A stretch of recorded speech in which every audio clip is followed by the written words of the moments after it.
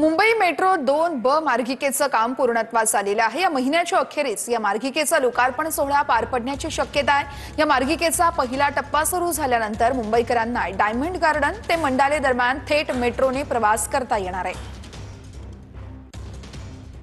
Metro मार्गिका 2B आता नागरिकांच्या सेवेत उपलब्ध होणार आहे। आपण सध्या उभे आहोत ते म्हणजे चेंबूर डायमंड या विभागामध्ये आणि या ठिकाणी असलेलं संपूर्णपणे मेट्रोचं काम आहे ते पूर्ण झालेलं आहे। संपूर्णपणे मार्गिका पाहिली तर आपल्याला दहिसर ते मंडाळेपर्यंतची ही संपूर्ण एक मार्गिका आहे। या मार्गिकेमध्ये 2 टप्प्यामध्ये याचं उद्घाटन आहे ते करण्यात येणार आहे। पहिली मार्गिका आहे तिचं उद्घाटन झालेलं आहे ते म्हणजे दहिसर ते अंधेरीपर्यंतचं आणि त्यानंतर आता अंधेरी ते मंडालेपर्यंतचं संपूर्ण काम आहे ते तर पूर्ण झालेलं आहे।